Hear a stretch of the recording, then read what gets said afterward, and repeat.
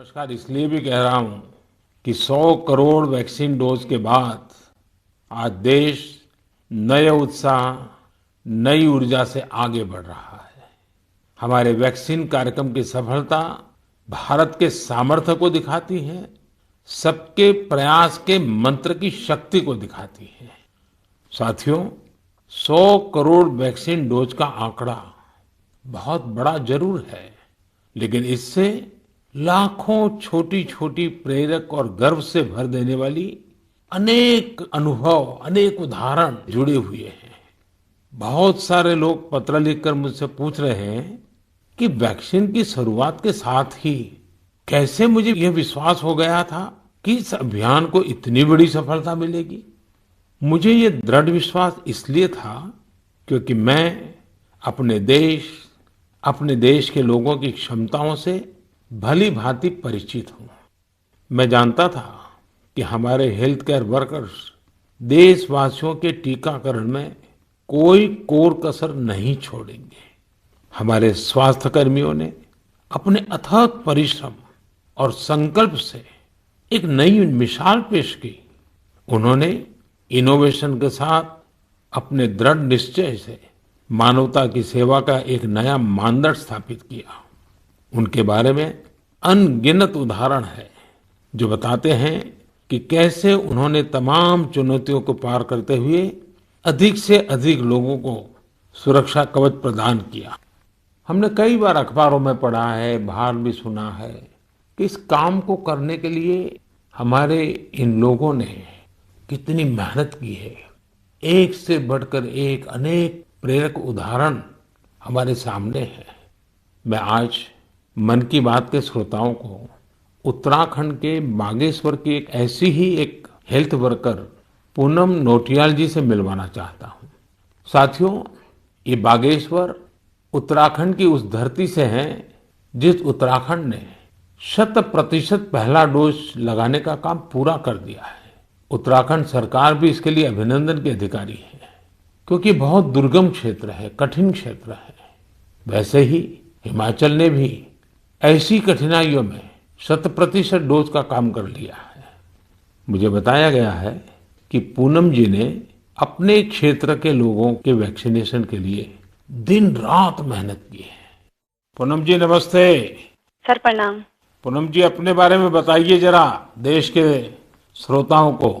Sir मैं पूनम नौटियाल हूँ। Sir मैं उत्तराखंड के बागेश्वर डिस्ट्रिक्ट में चामी कोराली सेंटर में कार्यरत हूँ। सर मैं एक एएनएम हूँ। पूनम जी, मेरा सौभाग्य है, मुझे बागेश्वर आने का अवसर मिला था। वो एक प्रकार से तीर्थ क्षेत्र रहा है, तो वहाँ पुरातन मंदिर वगैरह भी मैं बहुत प्रभावित हुआ था कि उस सदियों पहले कैसे लोगों ने काम किया होगा। हाँ जी सर। पूनम जी, क्या आपने अपने क्षेत्र के सभी लोगों का वैक्सीनेशन करवा लिया है? हाँ जी सर, सभी लोगों का हो चुका है। आपको किसी प्रकार की दिक्कत का भी सामना करना पड़ा क्या? हाँ जी सर। सर हम लोग जैसे बारिश होती थी वहाँ पे और रोड ब्लॉक हो जाती थी सर, नदी पार करके गए हैं सर हम लोग ना। और सर घर घर गए हैं, जैसे एनएचसीवीसी के अंतर्गत हम लोग घर घर गए हैं जो लोग सेंटर में नहीं आ सकते थे, जैसे बुजुर्ग लोग और दिव्यांग लोग, गर्भवती महिलाएं, धात्री महिलाएं, ये लोग सर। लेकिन वहाँ तो पहाड़ों पर घर भी बहुत दूर दूर होते हैं, जी तो एक दिन में कितना कर पाते थे आप? सर, किलोमीटर के हिसाब 10 किलोमीटर, कभी 8 किलोमीटर।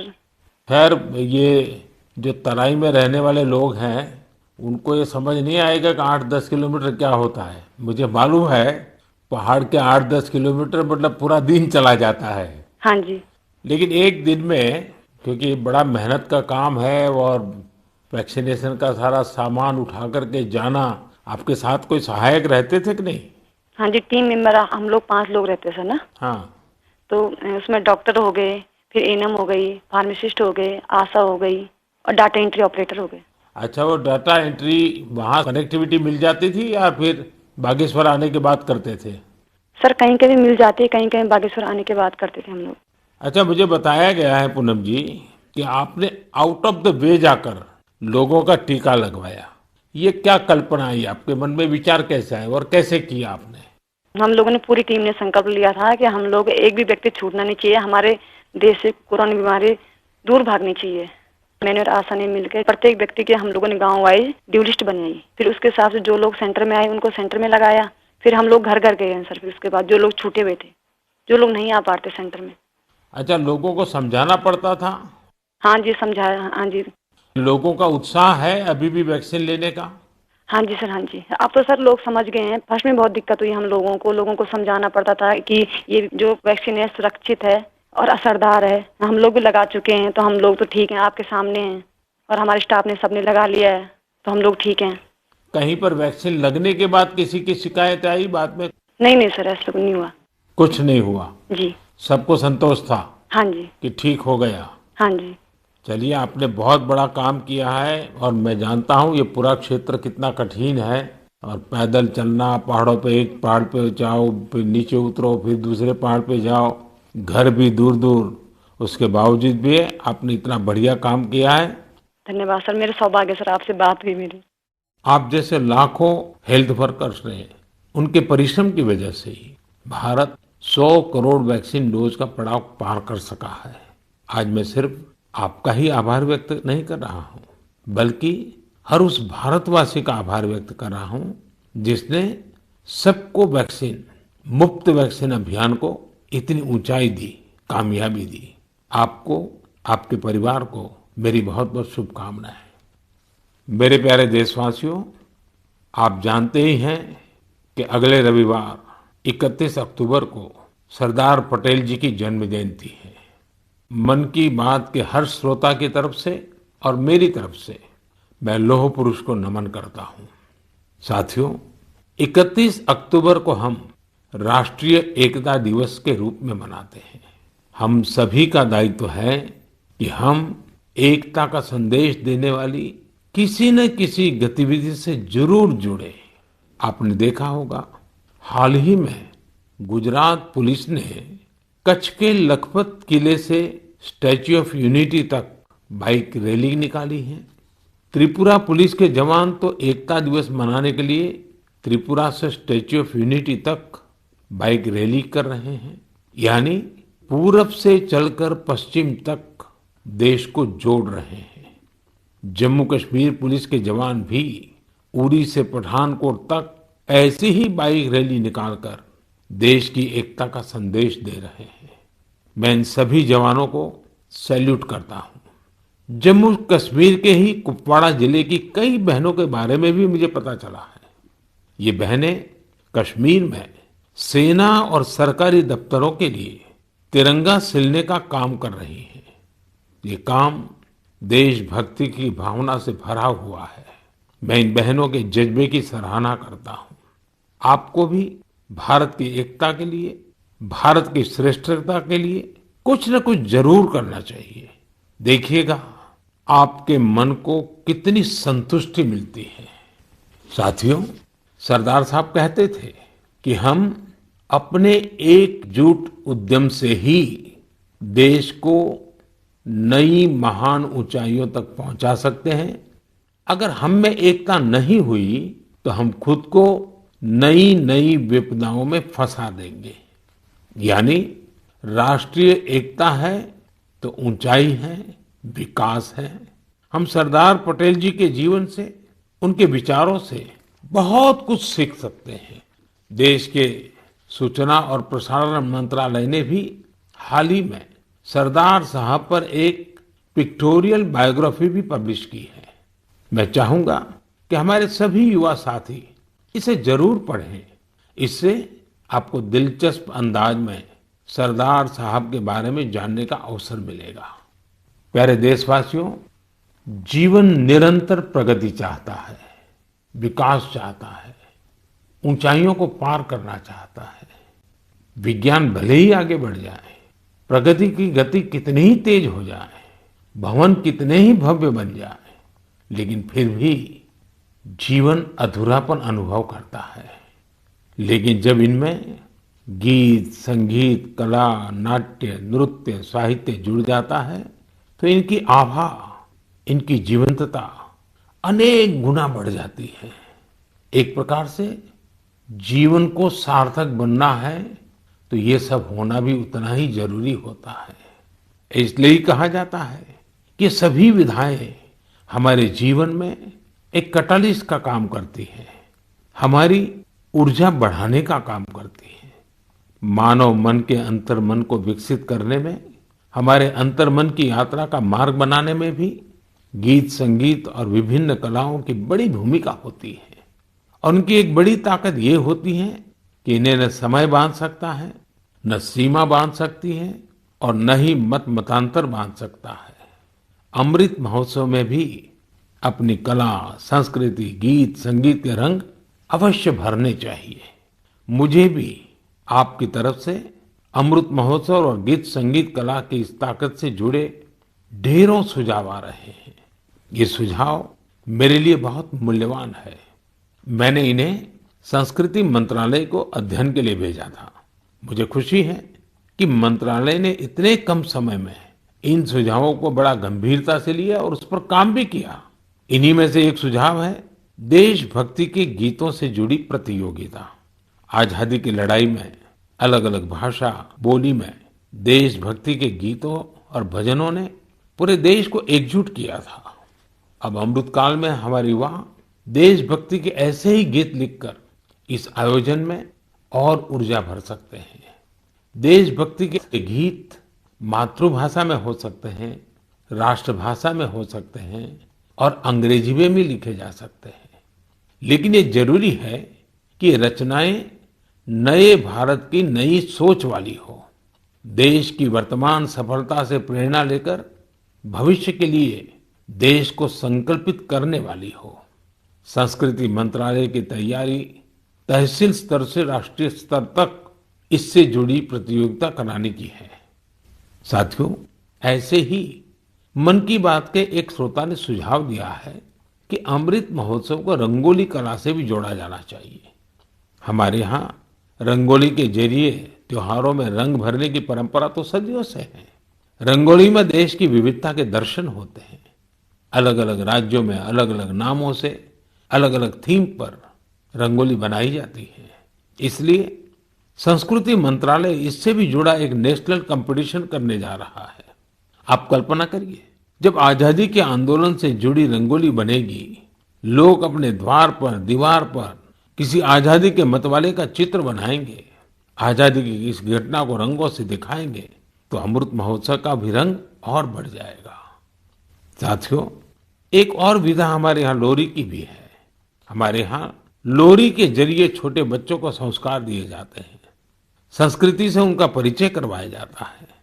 लोरी की भी अपनी विविधता है, तो क्यों न हम अमृतकाल में इस कला को भी पुनर्जीवित करें और देशभक्ति से जुड़ी ऐसी लोरियां लिखें, कविताएं, गीत, कुछ न कुछ जरूर लिखें जो बड़ी आसानी से हर घर में माताएं अपने छोटे छोटे बच्चों को सुना सकें। इन लोरियों में आधुनिक भारत का संदर्भ हो, 21वीं सदी के भारत के सपनों का दर्शन हो, उसका संदर्भ हो।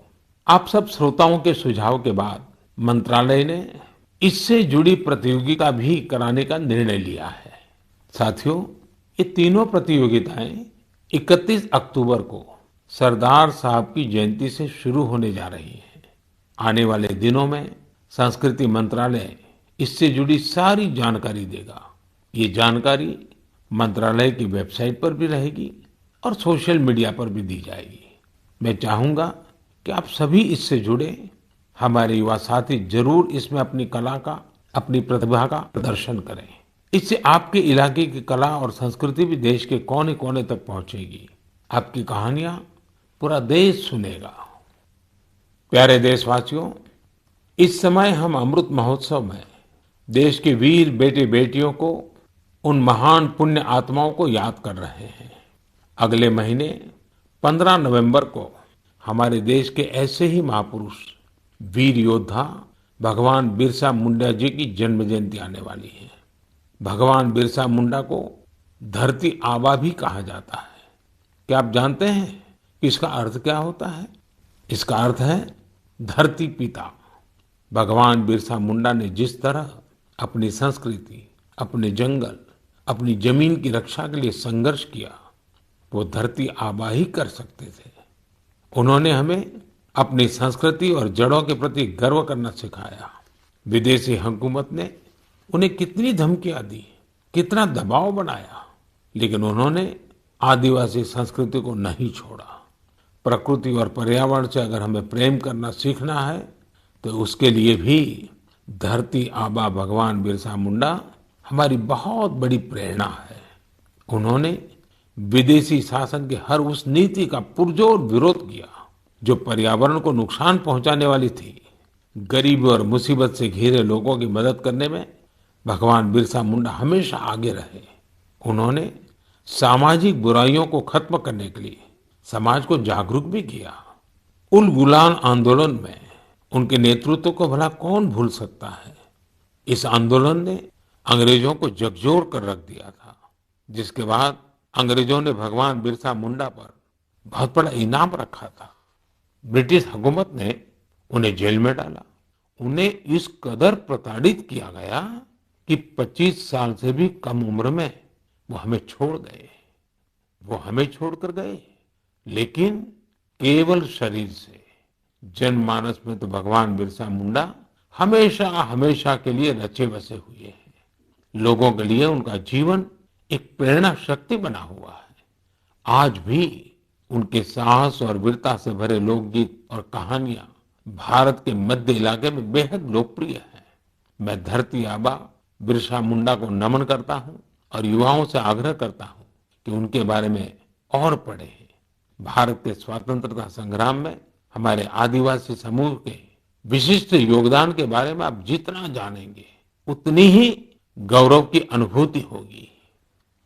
मेरे प्यारे देशवासियों, आज 24 अक्टूबर को यूएन डे यानी संयुक्त राष्ट्र दिवस मनाया जाता है। ये वो दिन है जब संयुक्त राष्ट्र का गठन हुआ था। संयुक्त राष्ट्र की स्थापना के समय से ही भारत इससे जुड़ा रहा है। क्या आप जानते हैं कि भारत ने आजादी से पहले 1945 में ही संयुक्त राष्ट्र के चार्टर पर हस्ताक्षर किए थे। संयुक्त राष्ट्र से जुड़ा एक अनोखा पहलू ये है कि संयुक्त राष्ट्र का प्रभाव और उसकी शक्ति बढ़ाने में भारत की नारी शक्ति ने बड़ी भूमिका निभाई है। 1947-48 में जब यूएन ह्यूमन राइट्स का यूनिवर्सल डिक्लेरेशन तैयार हो रहा था, तो उस डिक्लेरेशन में लिखा जा रहा था all man are created equal. लेकिन भारत के एक डेलीगेट ने इस पर आपत्ति जताई और फिर यूनिवर्सल डिक्लेरेशन में लिखा गया all human beings are created equal. ये बात जेंडर इक्वलिटी की भारत की सदियों पुरानी परंपरा के अनुरूप थी। क्या आप जानते हैं कि श्रीमती हंसा मेहता वो डेलीगेट थी जिनकी वजह से ये संभव हो पाया। उसी दौरान एक अन्य डेलीगेट श्रीमती लक्ष्मी मेनन ने जेंडर इक्वलिटी के मुद्दे पर जोरदार तरीके से अपनी बात रखी थी।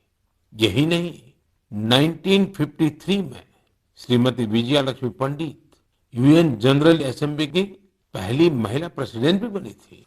साथियों, हम उस भूमि के लोग हैं जो ये विश्वास करते हैं, जो ये प्रार्थना करते हैं, ओम द्यौः शांति, अंतरिक्षम शांति, पृथ्वी शांति, आपः शांति, औषधयः शांति, वनस्पतयः शांति, विश्वे देवा शांति, ब्रह्म शांति, सर्वम शांति, शांति एव शांति, सामा शांतिरेधि। ओम शांति शांति शांति। भारत ने सदैव विश्व शांति के लिए काम किया है। हमें इस बात का गर्व है कि भारत 1950 के दशक से लगातार संयुक्त राष्ट्र शांति मिशन का हिस्सा रहा है। गरीबी हटाने, क्लाइमेट चेंज और श्रमिकों से संबंधित मुद्दों के समाधान में भी भारत अग्रणी भूमिका निभा रहा है। इसके अलावा योग और आयुष को लोकप्रिय बनाने के लिए भारत WHO यानी वर्ल्ड हेल्थ ऑर्गेनाइजेशन के साथ मिलकर काम कर रहा है। मार्च 2021 में WHO ने घोषणा की थी कि भारत में पारंपरिक चिकित्सा के लिए एक ग्लोबल सेंटर स्थापित किया जाएगा। साथियों, संयुक्त राष्ट्र के बारे में बात करते हुए आज मुझे अटल जी के शब्द भी याद आ रहे हैं। 1977 में उन्होंने संयुक्त राष्ट्र को हिंदी में संबोधित कर इतिहास रच दिया था। आज मैं मन की बात के श्रोताओं को अटल जी के उस संबोधन का एक अंश सुनाना चाहता हूँ। सुनिए अटल जी की ओजस्वी आवाज। यहां मैं राष्ट्रों की सत्ता और महत्ता के बारे में नहीं सोच रहा हूं। आम आदमी की प्रतिष्ठा और प्रगति मेरे लिए कहीं अधिक महत्व रखती है। अंततः हमारी सफलताएं और असफलताएं केवल एक ही मापदंड से नापी जानी चाहिए कि क्या हम पूरे मानव समाज, वस्तुतः हर नर नारी और बालक के लिए न्याय और गरिमा की आश्वस्ति देने में प्रयत्नशील हैं। साथियों, अटल जी की ये बातें हमें आज भी दिशा दिखाती हैं। इस धरती को एक बेहतर और सुरक्षित प्लेनेट बनाने में भारत का योगदान विश्व भर के लिए बहुत बड़ी प्रेरणा है। मेरे प्यारे देशवासियों, अभी कुछ दिन पहले ही 21 अक्टूबर को हमने पुलिस स्मृति दिवस मनाया है। पुलिस के जिन साथियों ने देश सेवा में अपने प्राण न्योछावर किए हैं, इस दिन हम उन्हें विशेष तौर पर याद करते हैं। मैं आज अपने इन पुलिस कर्मियों के साथ ही उनके परिवारों को भी याद करना चाहूंगा। परिवार के सहयोग और त्याग के बिना पुलिस जैसी कठिन सेवा बहुत मुश्किल है। पुलिस सेवा से जुड़ी एक और बात जो मैं मन की बात के श्रोताओं को बताना चाहता हूँ। पहले धारणा बन गई थी कि सेना और पुलिस जैसी सेवा केवल पुरुषों के लिए ही होती है, लेकिन आज ऐसा नहीं है। Bureau of police research and development के आंकड़े बताते हैं कि पिछले कुछ वर्षों में महिला पुलिस कर्मियों की संख्या डबल हो गई है, दोगुनी हो गई है। 2014 में जहां इनकी संख्या 1,05,000 के करीब थी, वहीं 2020 तक इसमें 2 गुने से भी ज्यादा की बढ़ोतरी हुई है और ये संख्या अब 2,15,000 तक पहुंच गई है। यहां तक कि सेंट्रल आर्म पुलिस फोर्सेस में भी पिछले 7 सालों में महिलाओं की संख्या लगभग दोगुनी हुई है।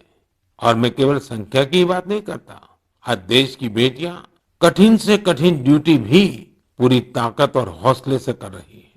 उदाहरण के लिए कई बेटियां अभी सबसे कठिन माने जाने वाली ट्रेनिंग में से एक स्पेशलाइज्ड जंगल वॉरफेयर कमांडोज की ट्रेनिंग ले रही है। ये हमारी कोबरा बटालियन का हिस्सा बनेगी। साथियों, आज हम एयरपोर्ट जाते हैं, मेट्रो स्टेशन जाते हैं या सरकारी दफ्तरों को देखते हैं। सीआईएसएफ की जांबाज महिलाएं हर संवेदनशील जगह की सुरक्षा करते दिखाई देती है।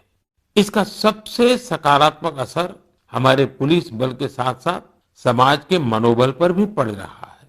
महिला सुरक्षा कर्मियों की मौजूदगी से लोगों में, विशेषकर महिलाओं में, सहज ही एक विश्वास पैदा होता है। वे उनसे स्वाभाविक रूप से खुद को जुड़ा महसूस करती हैं। महिलाओं की संवेदनशीलता की वजह से भी लोग उन पर ज्यादा भरोसा करते हैं। हमारी ये महिला पुलिसकर्मी देश की लाखों और बेटियों के लिए भी रोल मॉडल बन रही है। मैं महिला पुलिसकर्मियों से अनुरोध करना चाहूंगा कि वे स्कूलों के खुलने के बाद अपने क्षेत्रों के स्कूलों में विजिट करें, वहां बच्चियों से बात करें। मुझे विश्वास है कि इस बातचीत से हमारी नई पीढ़ी को एक नई दिशा मिलेगी। यही नहीं, इससे पुलिस पर जनता का विश्वास भी बढ़ेगा। मैं आशा करता हूं कि आगे और भी ज्यादा संख्या में महिलाएं पुलिस सेवा में शामिल होगी, हमारे देश की न्यू एज पॉलिसिंग को लीड करेगी। मेरे प्यारे देशवासियों, बीते कुछ वर्षों में हमारे देश में आधुनिक टेक्नोलॉजी का इस्तेमाल जिस तेजी से बढ़ा है, उस पर अक्सर मुझे मन की बात के श्रोता अपनी बातें लिखते रहते हैं। आज मैं ऐसे ही एक विषय की चर्चा आपसे करना चाहता हूं जो हमारे देश, विशेषकर हमारे युवाओं और छोटे छोटे बच्चों तक की कल्पनाओं में छाया हुआ है। ये विषय है ड्रोन का। तक जब कहीं ड्रोन का नाम आता था तो लोगों के मन में पहला भाव क्या आता था? सेना का, हथियारों का, युद्ध का। लेकिन आज हमारे यहाँ कोई शादी बारात या फंक्शन होता है तो हम ड्रोन से फोटो और वीडियो बनाते हुए देखते हैं। तो प्रधानमंत्री नरेंद्र मोदी के मन की बात को आप सुन रहे थे। वैक्सीनेशन को लेकर उनकी तरफ से कहा गया कोविड काल में क्या कुछ सरकार की तरफ से किया गया है, कितना देश प्रगति की ओर अग्रसर है, ये भी उनकी तरफ से विस्तार से जानकारी दी गई। इस बुलेटिन